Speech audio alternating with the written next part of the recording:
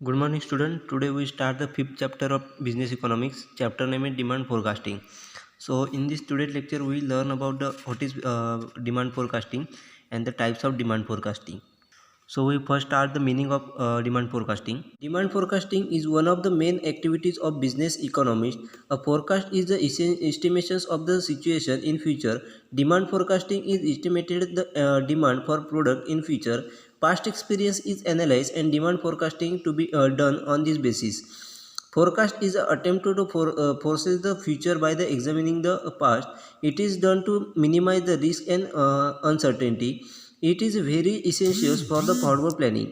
It cannot be 100% precise, but it can be relied upon. It is not mere guesswork. It is based on scientific method and statistical tools are used to arrive at a good forecast. It is not speculative work. It is based on law of probability. It is very crucial for the every types of a business firm as it is serve as the reference point for the all types of a business decision.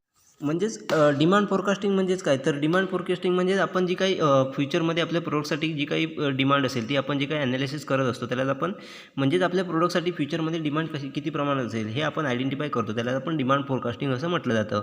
तर अशा प्रकारचे forecasting हे प्रत्येक business इकॉनॉमिस्टला करावं लागतं. म्हणजे demand forecasting हे प्रत्येक इकॉनॉमिस्टला करावं लागतं बिझनेसमधील. त्याच्यामध्ये जे काही पास्ट एक्सपिरियन्स आलेले असतात ते ॲनालाइज करून आपल्याला फ्युचरमध्ये डिमांड किती प्रमाणात असेल त्याचं जे काय आपण आयडेंटिफाय करत असतो. म्हणजेच पास्ट एक्सपिरियन्सवरून आपण जे काही फ्युचरमध्ये आपल्याला प्रोडक्टला किती प्रमाणात डिमांड असेल त्याचबरोबर प्रोडक्टची प्राईस किती असेल याचं जे काही आपण ॲनालिसिस करत असतो त्यालाच आपण डिमांड ॲनालिसिस असं म्हटलं जातं किंवा डिमांड फोरकास्टिंग असं म्हटलं जातं. डिमांड फोरकास्टिंगच्या माध्यमातून आपण जी काही आपल्याला फ्युचरमध्ये रिस्क येणार असेल किंवा अनसर्टन्टी येणार असेल ती आपण कमी करू शकतो. आपण जे काही फोरकास्ट केलेले असते ते 100% आपल्याला फ्युचरमध्ये दिसेलच असं नाही, पण त्यामध्ये आपल्याला काही प्रमाणात थोड्या प्रमाणात चेंज दिसतात. परंतु रादर आपण जे काही ॲनालिसिस केलं असतं त्याचा रिझल्ट आणि फ्युचरमध्ये घडणाऱ्या गोष्टी याच्यामध्ये थोडीफार सिमिलॅरिटी आपल्याला दिसून येते. कारण यामध्ये कोणत्याही प्रकारचं गेसवर्क केलं नसतं. म्हणजेच पास्टमध्ये अशा प्रकारची सिच्युएशन आली म्हणजे फ्युचरमध्ये आपल्याला अशा प्रकारची येईल हे अशा पद्धतीचं गेसवर्क त्यामध्ये केलेलं नसतं. तर त्यामध्ये सायंटिफिक ज्या काही मेथड आहेत इकॉनॉमीच्या त्याचबरोबर जे काही स्टॅटिस्टिकल टूल आहेत ज्याचा उपयोग आपण इकॉनॉमीच्या ॲनालिसिससाठी करत असतो अशा प्रकारचे टूलचा वापर करून त्याचबरोबर सायंटिफिक मेथड जे आहेत त्याचा यूज करून जे काय फोरकास्टिंग हे केलं जातं. त्यामुळे डिमांड फोरकास्टिंग हे फ्युचरमध्ये आपल्याला सिमिलरली दिसून येतं. ज्या प्रमाणात फ्युचरमध्ये चेंज होतात आणि आपण जे काय फोरकास्ट केलं असतं त्यामुळे सिमिलॅरिटी आपल्याला आढळून येते. कारण ते सायंटिफिक मेथड असेल किंवा स्टॅटिस्टिकल टूल असेल त्याच्या माध्यमातून ते केलेलं फोरकास्टिंग असतं. त्याचबरोबर ते लॉ ऑफ प्रोबॅबिलिटी असेल याच्या माध्यमातून देखील म्हणजेच त्याचा बेस घेऊन देखील डिमांड फोरकास्टिंग हे केलं जातं. म्हणजे कशा पद्धतीने प्रोबॅबिलिटी आपल्याला फ्युचरमध्ये येऊ शकते म्हणजे त्याचा लॉ काय प्रोबॅबिलिटीचा लॉ काय त्याचा आयडेंटिफाय करून त्यानुसार देखील ॲनालिसिस हे केलं जातं. त्यामुळे फोरकास्टिंग हे केलं जातं. त्यामुळे डिमांड फोरकास्टिंग अशा पद्धतीने हे केलं जातं.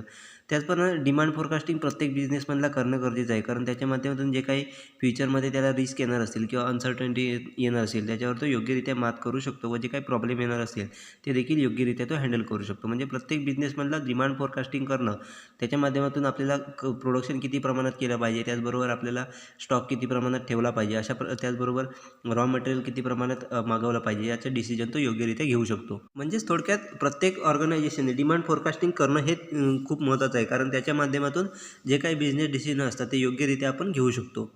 Demand forecasting is done by all types of organization like business firms, schools, colleges, churches, etc. It is important to develop a new product to schedule productions for inventory control and to create a good distribution system. It is an integral part of the corporate planning and business decision making. Overproductions and underproductions can be avoided with the forecasting. In short, it is indispensable for the every types of a business firm. Individual firm use macroeconomic factors for developing their micro factors. Factors of the economy has profound influence on the operations of individual firms. Demand forecasting हे आपल्याला प्रत्येक ऑर्गनायझेशनमध्ये झालेलं दिसतं. म्हणजे school असेल college असेल किंवा चर्च असतील किंवा बिझनेस फर्म असतील अशा ठिकाणी आपल्या सगळ्या ठिकाणी आपल्याला प्रत्येक ऑर्गनायझेशनमध्ये आपल्याला डिमांड फोरकास्टिंग हे केलेलं जातं.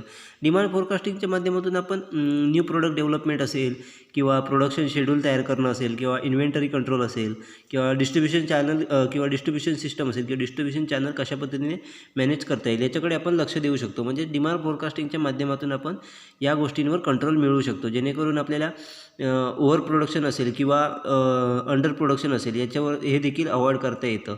म्हणजेच जास्तीचं प्रोडक्शन असेल किंवा कमीचं प्रोडक्शन, म्हणजेच आपल्याला फ्युचरमध्ये डिमांड किती येणार आहे त्यानुसार आपण प्रोडक्शन करू शकतो, जेणेकरून आपल्याला ओव्हर प्रोडक्शन आणि अंडर प्रोडक्शन हे अवॉइड करता येईल. म्हणजे या पद्धतीचा प्रॉब्लेम आपल्या ऑर्गनायझेशनमध्ये येणार नाही, जेणेकरून आपल्या बिझनेसवरती त्याचा इफेक्ट होईल. अशा पद्धतीने वेगवेगळे जे काही डिसिजन असतात ते आपण डिमांड फोरकास्टिंगच्या माध्यमातून घेऊ शकतो. जेव्हा एखादी इंडिव्हिज्युअल फर्म ही आपल्या प्रोडक्टचं डिमांड फोरकास्टिंग करत असतं, तेव्हा ती मॅक्रो फॅक्टरचा विचारात घेऊन, म्हणजे त्याचं मॅक्रो फॅक्टरचा यूज करून ते आपले डिमांड फोरकास्टिंग करत असतं. कारण जे काही इकॉनॉमीचे मॅक्रो फॅक्टर आहेत ते आपल्याला इंडिव्हिज्युअल फर्मवरती इफेक्ट करताना दिसून येतात, म्हणजे त्याच्यावरती बिझनेसवरती इफेक्ट होताना दिसून येतात. कारण मॅक्रो फॅक्टरच्या माध्यमातून आपल्याला इंडिव्हिज्युअल बिझनेस फर्मचे जे काही मायक्रो फॅक्टर आहेत त्याच्यावरती इफेक्ट होताना दिसतो. त्यामुळे डिरेक्टली आपल्याला इकॉनॉमीचे मॅक्रो फॅक्टरचा आपल्याला प्रत्येक इंडिव्हिज्युअल बिझनेस फर्मवरती त्याचा इफेक्ट होताना दिसून येतो. त्यामुळे प्रत्येक इंडिव्हिज्युअल फर्म ही डिमांड फोरकास्टिंग करताना मॅक्रो इकॉनॉमिक फॅक्टर विचारात घेऊन त्यानुसार ॲनालिसिस हे करत असते, जेणेकरून त्यांना कोणत्याही प्रकारचा तोटा त्या ठिकाणी होऊ नये. अशा पद्धतीने डिमांड फोरकास्टिंग हे केलं जातं. There are various types of demand forecasting. Some of them are: first is passive demand forecasting. The demand for the previous year is extrapolated and future demand is predicted. On this basis, the impact of new policy on the demand can be analyzed with this method. म्हणजेच या ठिकाणी वेगवेगळ्या प्रकारचे आपल्याला type दिले आहेत demand फोरकास्टिंगचे. म्हणजे demand forecasting वेगवेगळ्या पद्धतीने कशा पद्धतीने केले जातं त्याचे आपल्याला या ठिकाणी काही टाईप दिलेले आहेत. त्यामध्ये आपण पहिला दिला आहे तो म्हणजे passive demand forecasting. Passive demand forecasting म्हणजेच काय, तर जे काही प्रिव्हियस इयरला जी काही डिमांड होती आपल्या प्रोडक्टला त्याचं ॲनालिसिस करून आपल्याला फ्युचरमध्ये कशा पद्धतीने डिमांड असेल, म्हणजे आपल्या प्रोडक्टला फ्युचरमध्ये किती प्रमाणात डिमांड असेल ते आपण जे काही प्रेडिक्शन करत असतो त्या टाईप प्रेडिक्शन करत असतो. म्हणजे प्रिव्हियस इयरच्या डेटाचा यूज करून त्याचं ॲनालिसिस करून आपण फ्युचरमध्ये जे काही डिमांड किती असेल त्याचं जे काही आपण प्रेडिक्शन करत असतो त्यालाच आपण पॅसिव्ह डिमांड फोरकास्टिंग असं म्हटलं जातं. म्हणजेच आपल्या जे काही न्यू पॉलिसीज असतील, म्हणजेच मार्केटमध्ये आपण ज्या काही न्यू पॉलिसीज इस्टॅब्लिश करणार असू त्याचा इफेक्ट आपल्याला डिमांडवरती कशा पद्धतीने दिसेल हे आपण या मेथडने ॲनालिसिस करू शकतो.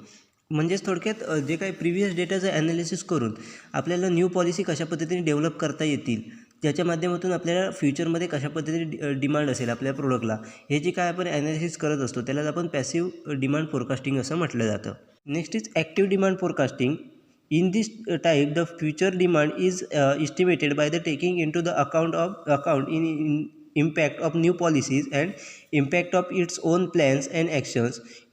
This type is considered better than passive forecasting. म्हणजे आपल्याला नेक्स्ट मेथड दिली आहे ती म्हणजे active demand forecasting. Active demand forecasting म्हणजेच काय, तर आपल्याला करंटमध्ये ज्या काही मार्केटमध्ये आपल्याला काही न्यू पॉलिसीज चालू आहेत किंवा जे काही आपल्याला न्यू प्लॅन्स आपले किंवा ॲक्शन ज्या काही चालू आहेत त्याचा आपल्या डिमांडवरती कशा पद्धतीने इफेक्ट होतो आहे त्याचा ॲनालिसिस करून आपल्याला फ्युचरमध्ये कशा पद्धतीने आपल्या प्रोडक्टला डिमांड असेल त्याचं जे काही आपण ॲनालिसिस करत असतो त्यालाच आपण ॲक्टिव्ह डिमांड फोरकास्टिंग असं म्हटलं जातं. म्हणजेच प्रेझेंट मार्केटमध्ये आपल्याला आपल्या कोणकोणत्या पॉलिसीज आहेत, त्याच्यानंतर आपले प्लॅन काय काय आहेत, आपलं ॲक्शन कशा पद्धतीने आहे, त्याचा इम्पॅक्ट आपल्याला करंट मार्केटमध्ये आपल्या डिमांडवरती किती प्रमाणात होतो आहे त्याचं जे काही ॲनालिसिस करून आपण फ्युचर डिमांड प्रेडिक्ट करत असतो किंवा इस्टिमेट करत असतो त्या मेथडला आपण ॲक्टिव्ह डिमांड फोरकास्टिंग असं म्हटलं जातं. म्हणजे ॲक्टिव्हली मार्केटमध्ये म्हणजे करंट मार्केटमध्ये आपले काय सिच्युएशन आहे, किती प्रमाणात डिमांड आहे याचं जे काय ॲनालिसिस करून आपण प्रेडिक्ट करत असतो त्यालाच ॲक्टिव्ह डिमांड फोरकास्टिंग असं म्हटलं जातं. ही मेथड आपल्याला पॅसिव्ह फोरकास्टिंगपेक्षा ॲक्टिव्ह किंवा चांगली आहे असं मानलं जातं. कारण पॅसिव्ह डिमांडमध्ये काय होतं, तर आपण जो काही प्रिव्हियस इयरचा डेटा असतो त्याचा ॲनालिसिस करत असतो त्यामुळे आणि त्यानुसार आपण फ्युचर डिमांड ॲनालिसिस करत असतो. त्यामुळे आपल्याला प्रिव्हियस डेटा हिस्टॉरिकल डेटाचा यूज करावा लागतो. त्यामुळे आपल्याला प्रेडिक्शन हे चुकू शकतात. परंतु जर करंट डेटा जर आपण यूज केला आणि त्याच्यानुसार जर प्रेडिक्शन केलं तर थोडाफार त्यामध्ये आपल्याला सिमिलॅरिटी दिसून येऊ शकते. कारण प्रिव्हियस इयरमध्ये आणि फ्युचरमध्ये याच्यामध्ये आपल्याला मोठ्या प्रमाणात डिफरन्स दिसून येतो rather than active demand and future डिमांडमध्ये. कारण ॲक्टिव्ह डिमांडमध्ये मार्केटमध्ये बऱ्याच प्रमाणात चेंज झालेले असतात रादर दॅन प्रिव्हियस इयर. मग त्यामुळे अशा पद्धतीची जी काही मेथड आहे ती आपल्याला जास्त युजफुल असलेली दिसून येते. Next is firm level demand forecasting. When the demand for the product of an individual firm is forecasted is called firm level or micro forecasting. म्हणजे त्या ठिकाणी नेक्स्ट टाईप दिला आहे तो firm level demand forecasting. Firm level demand forecasting म्हणजेच काय तर एखादी इंडिव्हिज्युअल कंपनी आहे किंवा इंडिव्हिज्युअल फर्म आहे, ती स्वतःच्या फक्त प्रोडक्टचं जे काही इंडिव्हिज्युअल प्रोडक्टचं जे काही फोरकास्टिंग करत असते त्यालाच आपण फर्म लेवल फोरकास्टिंग असं म्हटलं जातं. म्हणजेच एखाद्या इंडिव्हिज्युअल फर्म आहे ती आपल्याकडून प्रोड्यूस होणारे प्रोडक्ट आणि त्याला असलेली डिमांड याचं जे काही ॲनालिसिस करत असते त्यालाच आपण फर्म लेवल किंवा मायक्रो फोरकास्टिंग असं म्हटलं जातं. Next is industry level demand forecasting. When the demand for the product of the entire industry is estimated it is term as industry level demand forecasting. Next या ठिकाणी दिलं आहे तर म्हणजे industry level demand forecasting. Industry level demand forecasting म्हणजेच काय तर एक पूर्ण इंडस्ट्रीमध्ये एखाद्या प्रोडक्टला किती प्रमाणात डिमांड आहे, म्हणजे एखाद्या इंडस्ट्रीच्या प्रोडक्टला मार्केटमध्ये किती प्रमाणात डिमांड आहे ती जे काही ॲनालिसिस केलं जातं आणि फ्युचरमध्ये किती डिमांड असेल हे जे काही फोरकास्ट केलं जातं त्यालाच आपण इंडस्ट्री लेवल डिमांड फोरकास्टिंग असं म्हटलं जातं. आपण आता एक्झाम्पलच्या माध्यमातून फर्म लेवल आणि इंडस्ट्री लेवल डिमांड फोरकास्टिंग समजून घेऊया. समजा ऑटोमोबाईल सेक्टर जर आपण घेतलं तर ऑटोमोबाईलमध्ये पूर्ण ऑटोमोबाईल सेक्टरमध्ये आपल्याला किती प्रमाणात डिमांड आहे मार्केटला, म्हणजेच पूर्ण ऑटोमोबाईल सेक्टरमध्ये कारला किती प्रमाणात डिमांड आहे, हे जे पण आपण ऑटोमोबाईलमध्ये व्हेकलला किती प्रमाणात डिमांड आहे त्या इंडस्ट्रीची डिमांड आपण कॅल्क्युलेट करत असतो. म्हणजेच पूर्ण इंडस्ट्री ऑटोमोबाईल इंडस्ट्रीमध्ये प्रोडक्टला किती प्रमाणात डिमांड आहे किंवा त्या प्रोडक्टला मार्केटमध्ये किती प्रमाणात डिमांड आहे ते आपण ॲनालाइज करत असतो. त्याच्यानुसार त्या ऑटोमोबाईल इंडस्ट्रीमध्ये फ्युचरमध्ये किती प्रमाणात डिमांड असेल हे काय जे ॲनालिसिस करत असतो त्यालाच आपण इंडस्ट्री लेवल डिमांड फोरकास्टिंग असं म्हटलं जातं. तर फर्म लेवल डिमांड फोरकास्टिंगमध्ये काय तर समजा टाटाची कार आहे, मग त्या टाटाच्या कारने फक्त स्वतःच्या कारसाठी जे काही फोरकास्ट केलेलं असतं, म्हणजे आपल्याकडून प्रोड्यूस होणारी प्रोडक्ट टाटाची कार असेल, मग ते टाटाने ॲनालिसिस केलं की आपल्याकडून प्रोड्यूस होणाऱ्या कार किती आहेत, त्याची मार्केटमध्ये किती प्रमाणात डिमांड आहे, त्यांनी फक्त आपल्या फर्ममधून आपल्या बिझनेसमधून जे काही प्रोडक्ट्स होत आहे म्हणजेच कार प्रोड्यूस होत आहेत मग त्याचं ॲनालिसिस केलं जातं, त्याला आपण फर्म लेवल डिमांड फोरकास्टिंग असं म्हटलं जातं.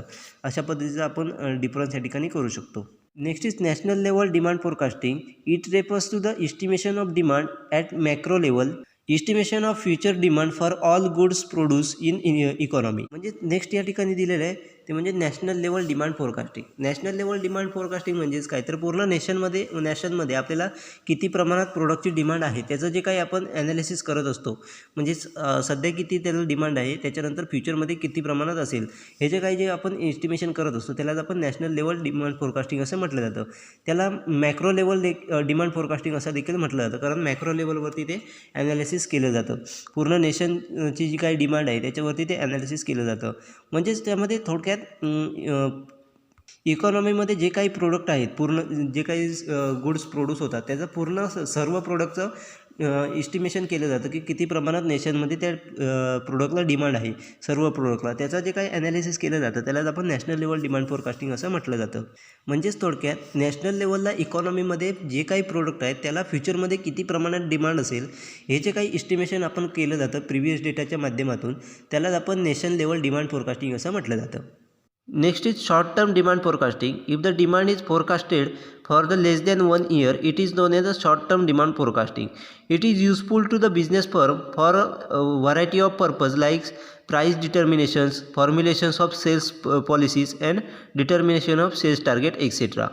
म्हणजे त्या ठिकाणी नेक्स्ट आपल्याला डिमांड फोरकास्टिंगचा टाईप दिला आहे तो म्हणजे short term demand forecasting. Short term demand forecasting म्हणजेच काय तर एखाद्या ऑर्गनायझेशनने आपल्या प्रोडक्टचं डिमांड फोरकास्टिंग हे फक्त एका वर्षासाठी केलेलं असेल, म्हणजे एका वर्षापेक्षा कमी पिरियडसाठी, म्हणजे पास्ट डेटा वापरून किंवा करंट डेटा वापरून पुढील एक वर्ष किंवा एका वर्षापेक्षा कमी कालावधीसाठी जे काही फोरकास्टिंग केलेलं असेल, म्हणजे एका वर्षापेक्षा कमी कालावधी आपल्याला किती प्रमाणात डिमांड येईल याचं जे काही फोरकास्टिंग केलेलं असतं त्यालाच आपण शॉर्ट टर्म डिमांड फोरकास्टिंग असं म्हटलं जातं. याच्या माध्यमातून ऑर्गनायझेशन हे वेगवेगळ्या प्रकारचे डिसिजन घेऊ शकते. मग त्यामध्ये प्राईस डिटर्मिनेशन असेल, म्हणजे त्या प्रोडक्टची आपण प्राईस किती प्रमाणात ठेवली पाहिजे याचा डिसिजन असेल, किंवा सेल्स पॉलिसी कशा पद्धतीने आपण फॉर्म्युलेट केली पाहिजे, म्हणजे सेल्स पॉलिसी आपली कशा पद्धतीने असली पाहिजे मार्केटमध्ये याचं फॉर्म्युलेशन असेल. त्याचबरोबर सेल्स टार्गेट, सेल्समधनं किती प्रमाणात टार्गेट दिलं पाहिजे याचं डिटर्मिनेशन असेल. अशा प्रकारचे डिसिजन आहेत ते शॉर्ट टर्म डिमांड फोरकास्टिंगच्या माध्यमातून ऑर्गनायझेशन या घेत असतात.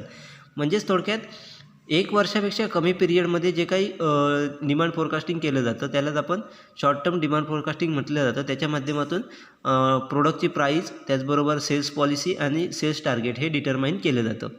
Next is long-term forecasting. When the demand forecasting is related to 5 years or more, it sets the long-term forecasting. These types of forecasting has the expansion, diversification, financial planning, etc. Next दिलं आहे ते म्हणजे long term forecasting. Long term forecasting म्हणजेच काय, तर एखाद्या कंपनीने आपल्याला डिमांडची जी काही फोरकास्टिंग आहे ते 5 वर्ष किंवा त्यापेक्षा जास्त काळासाठी जी काही केलेलं फोरकास्टिंग असतं त्यालाच आपण लॉंग टर्म फोरकास्टिंग असं म्हटलं जातं. म्हणजे 5 वर्ष किंवा त्यापेक्षा जास्त काळासाठी फोरकास्टिंग हे केलं जातं, त्यालाच आपण डिमांड फोरकास्टिंग असं म्हटलं जातं. याच्या माध्यमातून ऑर्गनायझेशन हे आपले एक्सपान्शन कशा पद्धतीने केलं पाहिजे, त्याचबरोबर डायव्हर्सिफिकेशन किती प्रमाणात केलं पाहिजे, त्याचबरोबर जे काही फिनान्शियल प्लॅनिंग आहे आपल्या पुढील 5 वर्ष किंवा त्यापेक्षा जास्त काळाचं ते कशा पद्धतीने केलं पाहिजे, या प्रकारचे डिसिजन हे लॉंग टर्म फोरकास्टिंगच्या माध्यमातून घेत असतात. म्हणजेच एखाद्या कंपनीला जर समजा एक्सपान्शन करायचं असेल तर त्याला पहिलं लॉंग टर्म फोरकास्टिंग करणं गरजेचं आहे. त्याच्या माध्यमातून ते एक्सपान्शन केल्याने तिथं सक्सेसफुल बिझनेस करू शकते. कारण तिला जर ॲनालाइज करून जर तिने एखाद्या ऑर्गनायझेशनने लॉंग टर्म फोरकास्टिंग करून आपल्याला फ्युचरमध्ये किती प्रमाणात डिमांड आहे ते जर ॲनालाइज करून घेतलं तर त्या प्रमाणात एक्सपान्शन करणं गरजेचं असतं किंवा त्यानुसार एक्सपान्शन करणं सोपं जाऊ शकतं. त्याचबरोबर कोणत्याही त्याला प्रॉब्लेम येणार नाही किंवा रिस्क घ्यावी लागणार नाही. त्यामुळे अशा प्रकारचे लॉंग टर्म फोरकास्टिंगच्या माध्यमातून ऑर्गनायझेशनने त्यांचं एक्सपान्शन असेल किंवा फिनान्शियल प्लॅनिंग त्याप्रमाणे करू शकतात.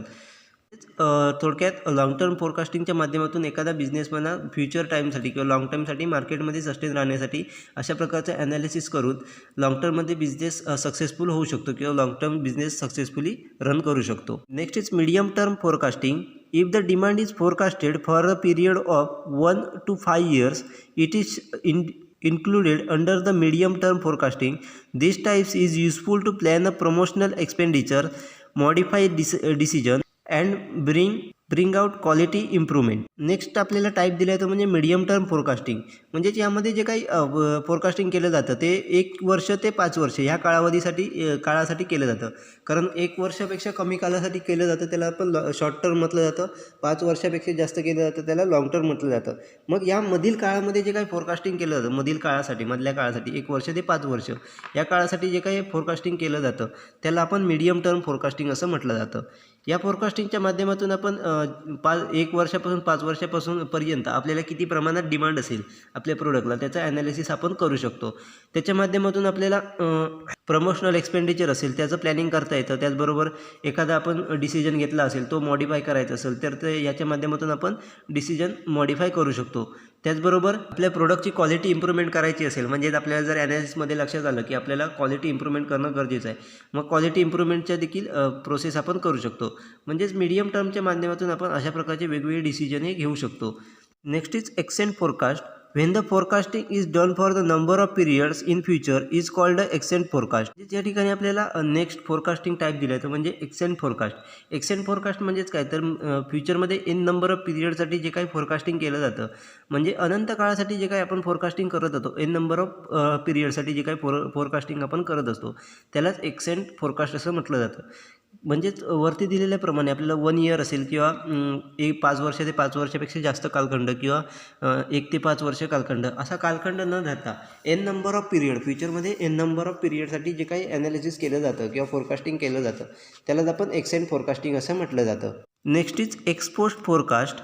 Wien the forecast for the post and present are considered to find out the credibility of the forecasting model, then it term as a export forecasting. म्हणजे ज्यावेळी आपण पास्ट आणि प्रेझेंटमधलं जे काही फोरकास्ट केलेलं असतं त्याचं आपण एस्टिमेशन करत असतो किंवा त्याचा अंदाज आपण घेत असतो. म्हणजेच आपण पास्टमध्ये केलेलं ॲनालिसिस फोरकास्टिंग आणि प्रेझेंटमध्ये केलेलं फोरकास्टिंग याचा जो काही आपण फोरकास्टिंग इतर फोरकास्टिंगच्या माध्यमातून जो काही अंदाज घेत असतो त्यालाच आपण किंवा त्याची क्रेडिबिलिटी आपण चेक करत असतो त्यालाच आपण एक्सपोस्ट फोरकास्टिंग असं म्हटलं जातं. म्हणजेच थोडक्यात आपण जे काही पास्टमध्ये केलेलं फोरकास्टिंग असेल आणि प्रेझेंटमध्ये केलेलं फोरकास्टिंग असेल त्याचा आपण क्रेडिबिलिटी चेक करत असतो किंवा त्या जे काही फोरकास्ट मॉडेल आपण यूज केलेलं आहे त्याची आपण क्रेडिबिलिटी चेक करत असतो किंवा त्याची विश्वासार्हता चेक करत असतो म्हणजे त्याचा अंदाज घेत असतो त्यालाच आपण एक्सपोस्ट फोरकास्टिंग असं म्हटलं जातं.